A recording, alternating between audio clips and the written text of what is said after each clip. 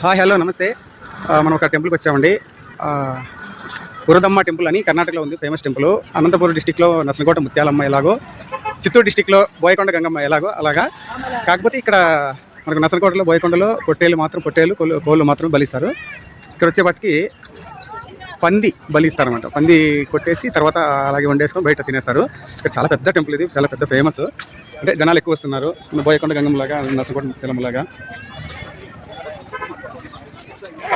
ఒకసారి లోపలికి వెళ్ళి అడుగుదాం క్లారిటీగా చూద్దాం. ఒకసారి పైన టెంపుల్ చూడండి. అమ్మవారు పంది మీద కూర్చుంది. అదో పంది మీద అమ్మవారు కూర్చొని ఉంది. పురదమ్మ టెంపుల్, జ్యోతి పంది అంగడి. ఫోన్ నెంబర్ ఉంది. పందులు కావాలంటే తీసుకొని రావచ్చు.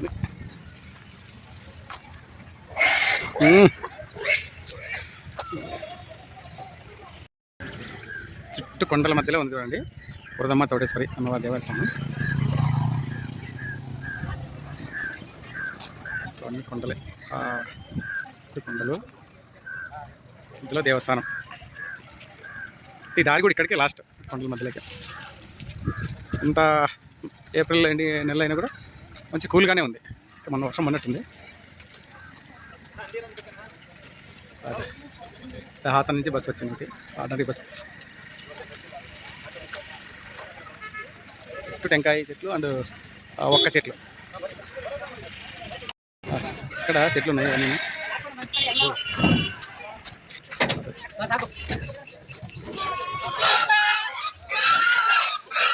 అనిపిస్తుంది.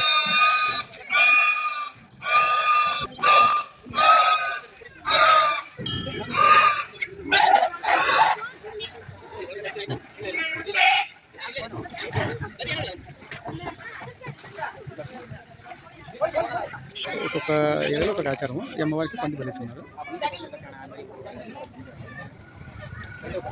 అమ్మవారికి కీర్తన అసలు చేసి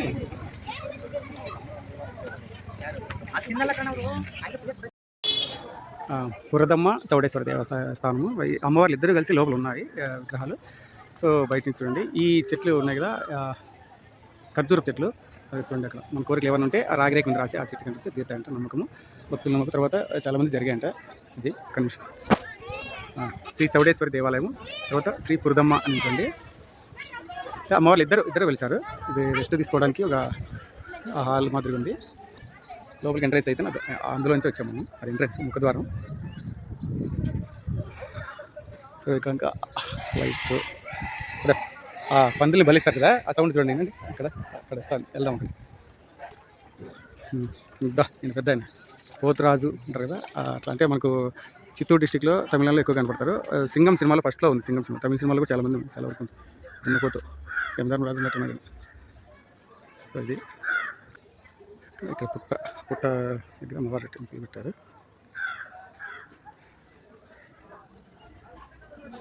అంటే న్యాచురల్ పుట్ట కాదు, సిమెంట్తో కట్టారు. వర్షాలకి ఎంత పోకుండా.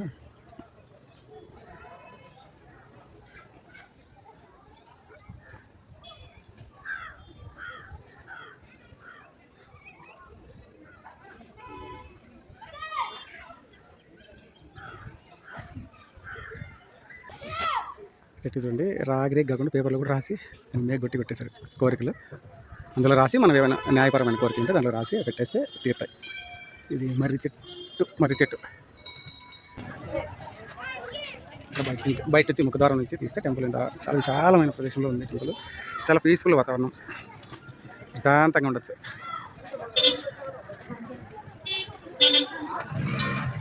ఇక్కడ మెయిన్ టెంపుల్.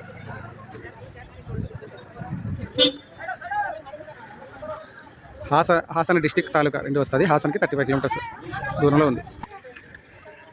హనుమాన్ సంబంధమైన హోటల్ ఇది. ఇందాక వెళ్ళారు. తమిళనాడు నుంచి కూడా వస్తున్నారు చూడండి. తమిళనాడు నుంచి వచ్చారు వీళ్ళు. మాట్లాడుతున్నారు తమిళ వాళ్ళు. తమిళ వాళ్ళు వెళ్ళిపోయి మాట్లాడుతూ ఉంటారు. ఆంధ్ర, కర్ణాటక, తమిళనాడు, కేరళ, ఇలా సౌత్ ఇండియా కాకుండా మహారాష్ట్ర నుంచి కూడా ఇక్కడికి వస్తారంట అందరూ. నాకు ఒక ఆయన అడిగా ఇక్కడ.